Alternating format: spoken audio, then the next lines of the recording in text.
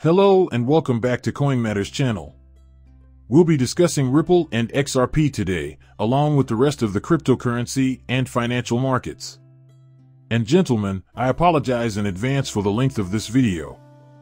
I'm sorry that I've been posting so many films of 20 minutes or more in length, but there's a lot of material to cover and only so much time. Despite my best efforts, the videos may be slightly longer than expected because there is a lot of material to cover. When discussing many of these films and the material presented in them, however, I believe it is essential to have accurate information at hand.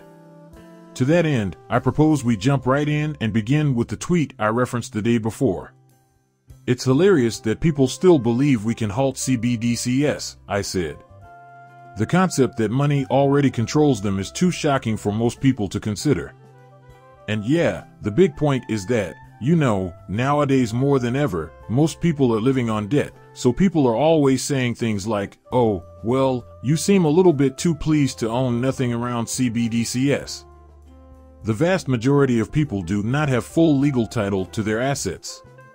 Most people are currently subservient to monetary concerns, as seen by the widespread use of CBDCs. Whatever it is that you do on a regular basis, guess what? It costs money to do. CBDCs. Yes, there are many issues associated with them, but I don't believe CBDCs will be widely available in retail. Stablecoins, which I'll discuss shortly, are what I anticipate us using. But I also argued that governments and central banks never win. You can count on it. When 90% of the world's central banks adopt a CBDC, the game is finished, right?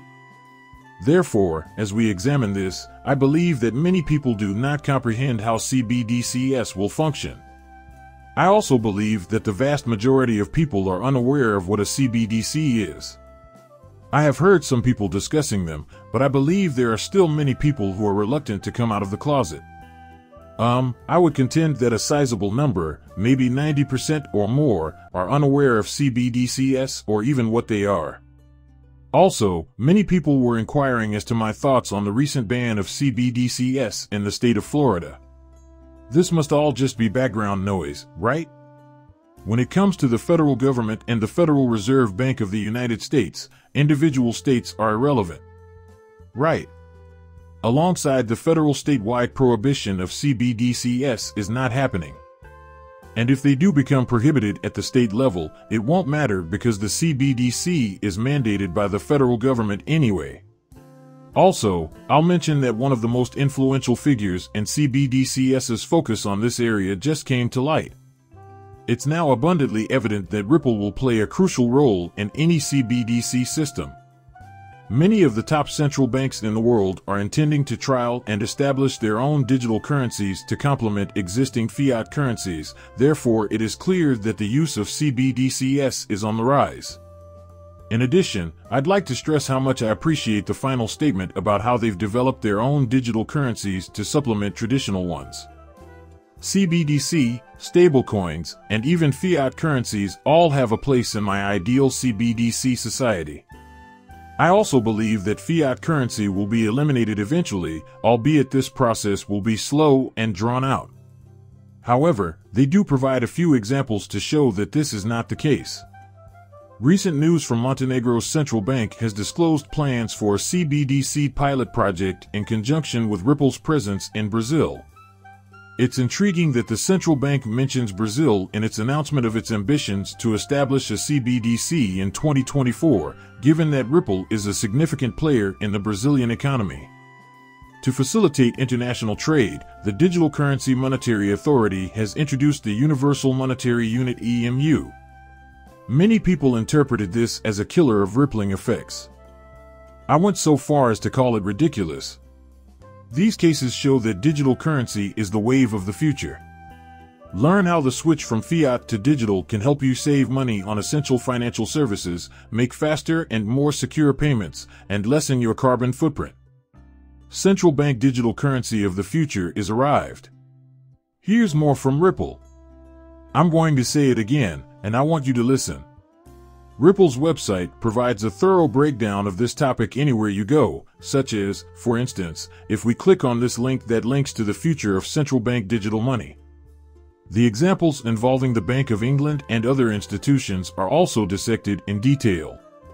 What's crazy, though, is that stablecoins and CBDCs will coexist within the system, as is described in this document, and we do see both when we click on the CBDC Solutions page.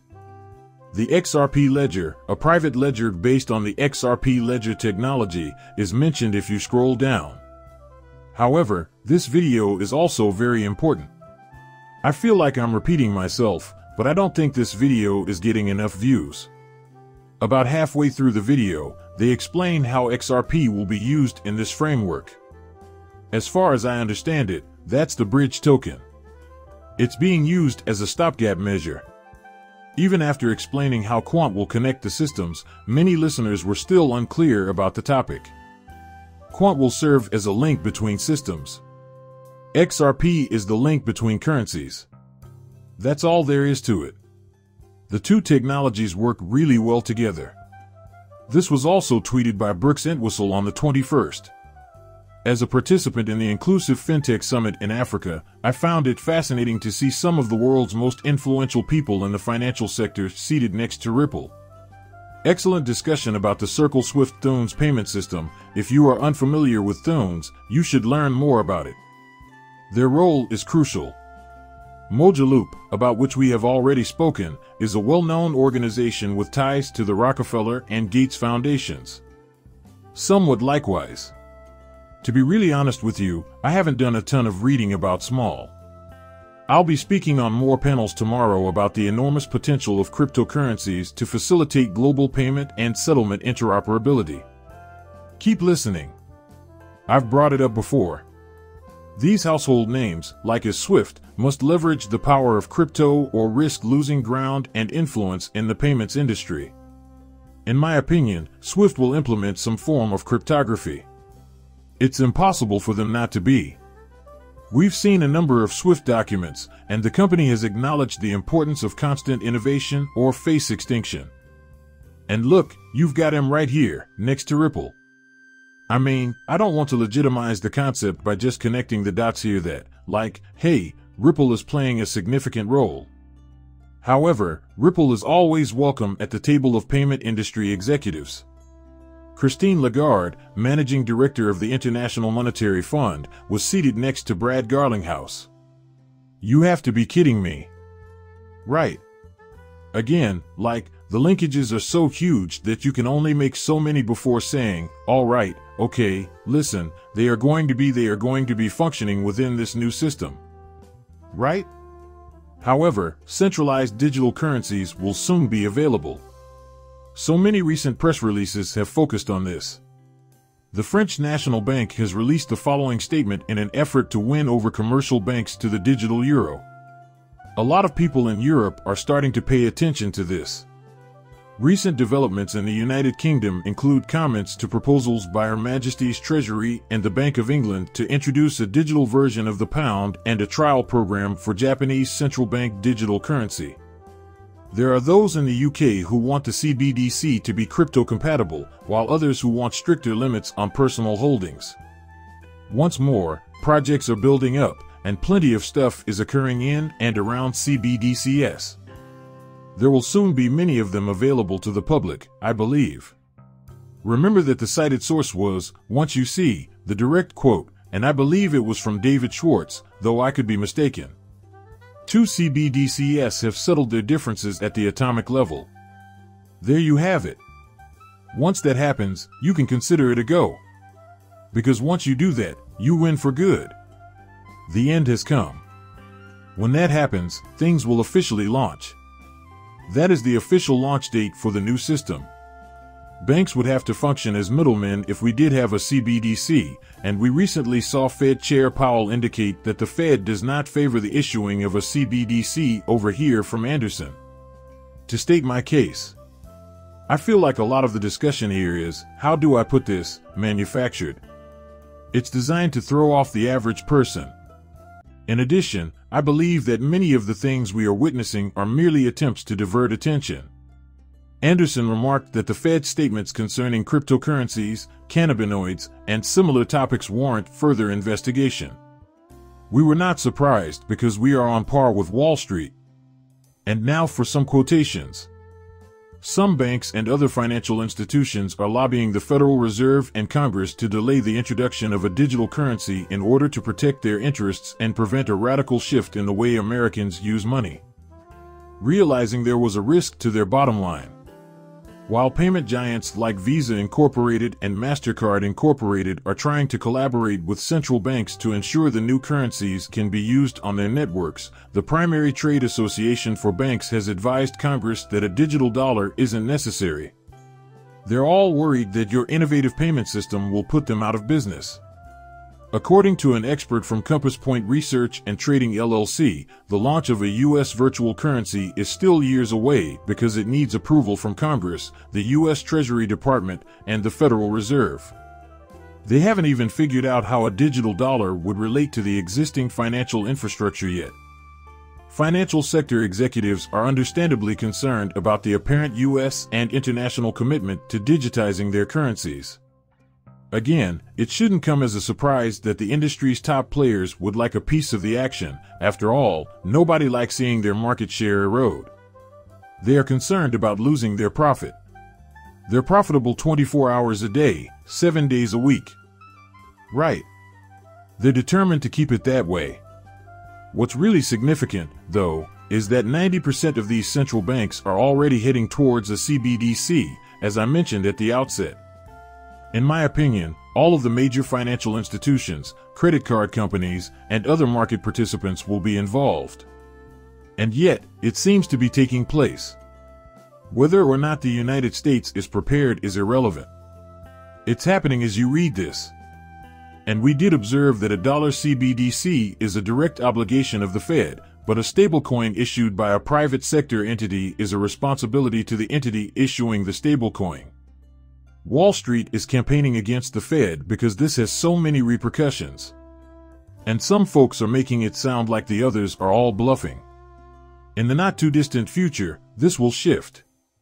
Why wouldn't I foresee a wholesale CBDC in the United States? However, in a retail CBDC, banks are unable to leverage customer holdings, etc., to originate loans. Because of the risk to their savings, opposing it is rational. And sure, I believe a nationwide rollout of CBDC in the United States is imminent, and I anticipate similar developments elsewhere. We can expect to see wholesale CBDCs, but the key question is whether or not a retail CBDC is necessary. However, what we will have is a stablecoin, linked once again to the government's fiat currency.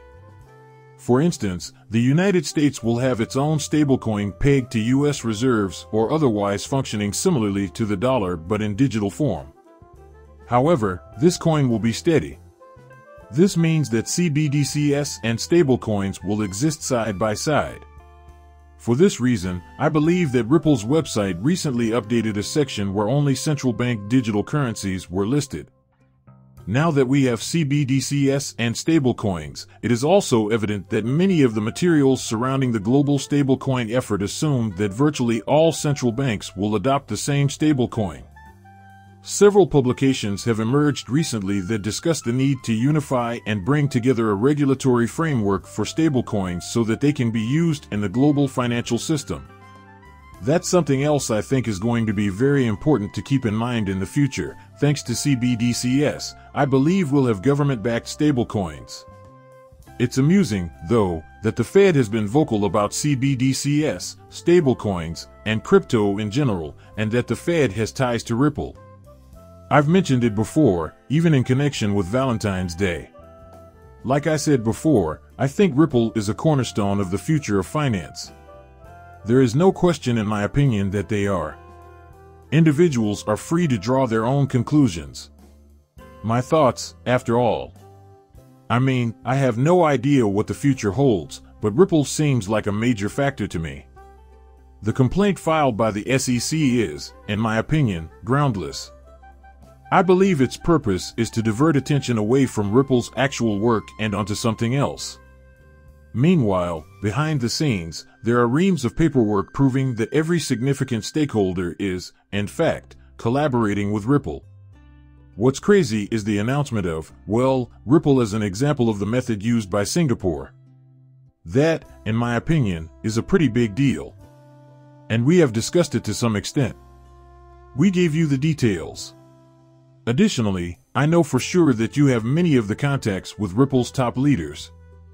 We do see massive XRP news, and utility theory cited Matthew Lin Wang as an example. This is why it made such a huge deal when it came out, and I was one of the first to not brag about it. As one of the first reporters to cover this story, I wasn't prepared with all the information. However, many people have investigated the Singaporean central bank to find out why it is so large.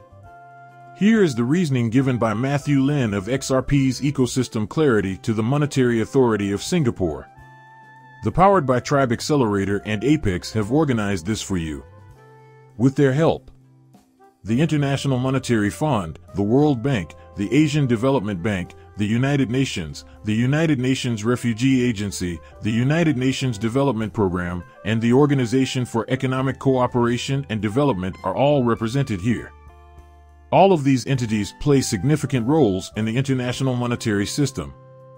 In particular, the International Monetary Fund and the World Bank have published materials that include references to XRP, Ripple, and this new financial system. You do know I discussed the trust bridges with several guys, right? There are trust bridges. They discussed how Ripple's XRP token is used in private settlements and how R3, Hyperledger, and Loop, all of which are backed by MasterCard, are private marketplaces for tokenized settlements and tokenized currencies. Interesting. It's a Moja loop. And now, for your perusal, we present yesterday's announcement. And now, at long last, I present to you its dissection. In particular, XRP's on-demand liquidity is the focus here. So yeah, as we do look at the connections here, and as we do look at the expansions that are happening from Ripple, it is so clear to me that it matters not what happens in the US. Like tomorrow, Ripple could lose this lawsuit, and I don't think that I would even shrug a shoulder because I don't care. Because Ripple is actively collaborating with some of the world's most powerful leaders, both inside and outside the United States. Or, to give an illustration, right. This is in accordance with the license they were granted. The bank that controls Singapore's currency. According to the latest BIS data, which contradicts their own statement from 8 months ago, Singapore is still the third largest center in the world. Look at this.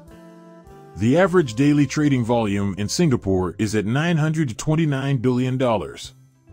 In April 2022, Singapore's share of worldwide volumes was 9.5%, up from 7.7% in April 2019 and 45% in April 2018. In April of 2022, over-the-counter interest rate derivatives volumes in Singapore averaged $156 billion. This is a truly gigantic being. Observe them, please. Right. This is the bank and financial regulator for Singapore. Do I even have to point out to you how much of a threat Ripple is becoming in countries other than the United States?